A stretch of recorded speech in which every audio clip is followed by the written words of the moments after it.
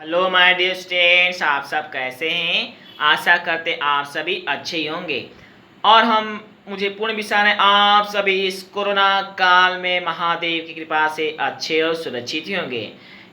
तो एक बार जयकारा लगाइए, हर हर महादेव, हर हर Mahadev. You are most welcome today's economics class. आज हम आपके लिए इकोनॉमिक्स में टॉपिक्स लाए माय स्टूडेंट।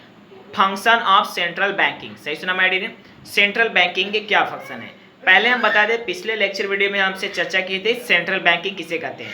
तो जस्ट लाइक आरबीआई में सेंट्रल बैंकिंग है और विदेशों में इससे में फेडरल। आइए, तो there are two mainly function of central banking, monetary function and non monetary function. Monetary function में आते हैं custodian of credit, credit controller, credit operation, market operation, making monetary policy etcetera. And non monetary function में my student आता है custodian, supervision of banks, research, data analysis and research. Okay बस, आइए तो आज हम शॉर्ट में चर्चा करेंगे इन सब के बारे में, मॉनेटरी नॉन मॉनेटरी फंक्शन में। और कल का टॉपिक एडवांस में हम बता दे रहे हैं मॉनेटरी फंक्शन, जो चारों पॉइंट है उसे हम डिटेल में चर्चा, आज हम शॉर्ट में चर्चा करेंगे। ओके, तो मॉनेटरी फंक्शन में पहला पॉइंट है my student, lender of last resort.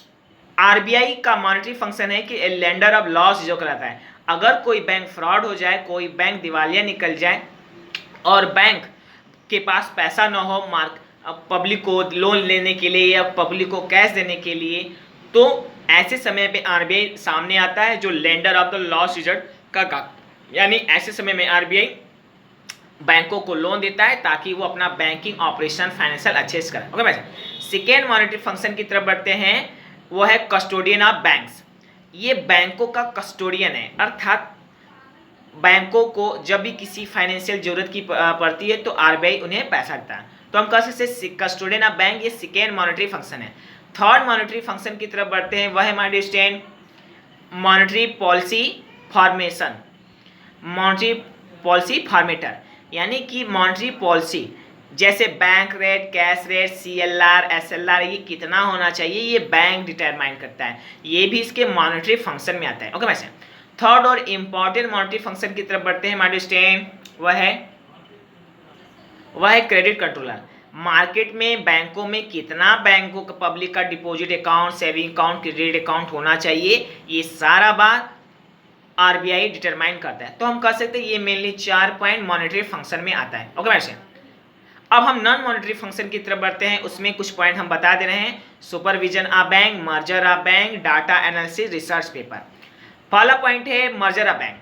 किस बैंक को किस बैंक में विलीन करना है, किस बैंक को किसके अंतर्गत मर्ज करना है, ये सारा फंक्शन नॉन मॉनेटरी फंक्शन में आरबीआई का आता है। सेकेंड नॉन मॉनेटरी फंक्शन की तरफ बढ़ते हैं, वह है सुपरविजन ऑफ बैंक। आरबीआई समय समय पे देखती रहती है कि कोई बैंक फ्रॉड तो नहीं कर रहा है, कोई बैंक दिवालिया तो नहीं हो रहा है, और उस बैंकों का अब सर्विस पब्लिक को अच्छा दे रहा है कि नहीं दे रहा है, उस पब्लिक का कोई कंप्लेन नहीं आता है, उसमें कोई सर्विस की कमी है। इस तरह की बातें सुपरविजन ऑफ बैंक के अंतर्गत आता है, जो कि आरबीआई का non second monetary function. Okay, third non monetary function की तरफ बढ़ते हैं, वह है हमारे साथ रिसर्च पेपर। बैंक इस साल मॉनेटरी फंक्शन में या नॉन मॉनेटरी फाइनेंशियल मार्केट में, फाइनेंशियल ऑपरेशन में बैंक को घाटा हुआ कि फायदा हुआ, पूरे देश स्तर में बैंक कितने होने चाहिए, कितना बैंक को लॉस हो रहा है, घाटा हो रहा है, ये सब सारा पेपर रिसर्च पेपर के रूप में आरबीआई पब्लिश करता है। तो कितना उस बैंक का ब्रांच होना चाहिए, नहीं होना चाहिए, इस तरह का सारा बात जो डाटा सभी रिसर्च पेपर इस पे होता है और उस पर रिसर्च पेपर जर्नल के रूप में पब्लिश करता है, जो कि रिसर्च के पर्पज से डायरेक्टली इनडायरेक्टली ऑल इंडिया में पढ़ने वाले स्टूडेंट, रिसर्च प्रोफेसरों के लिए बहुत ही फायदेमंद। ओके, तो हम कह सकते हैं research paper third non monetary function है। चौथे नॉन मॉनेटरी फंक्शन की तरफ बढ़ते हैं, वह डाटा एनालिसिस। तो बैंक जब इस तरह का रिसर्च पेपर पब्लिश करता है तो गवर्नमेंट इसके डाटा को यूज करता है, पढ़ने वाले स्टूडेंट, रिसर्च प्रोफेसर इसके डाटा को यूज करता है for the growth and development of the nation.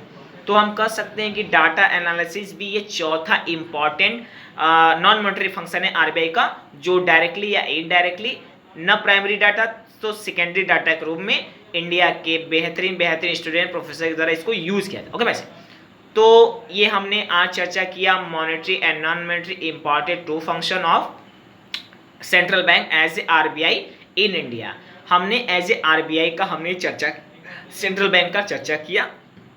For example चाहे वो आरबीआई हो इंडिया का, चाहे यूएसओ का federal. Okay ma'am, so today we have discussed in short two types of function of monetary and non-monetary of RBI. Monetary function includes custodian of bank, lender of large reserve, credit controller, monetary policy formatter. And under the second non-monetary function, we discuss the custodian of bank, supervision of bank, research paper and data. Okay, my friend. अगर इसमें आपको कहीं से कोई doubt हो तो मुझे comment box में जरूर लगा, मैं उसका जवाब जरूर दूंगा। और हाँ, और अगर अभी तक आपने हमारा चैनल सब्सक्राइब नहीं किया तो please subscribe my channel, like share to your friend, relative करें, क्योंकि ऐसा करने में आपके तो 1 रुपये भी नहीं लगते, बट इससे मेरे कॉन्फिडेंस जरूर बढ़ जाते हैं।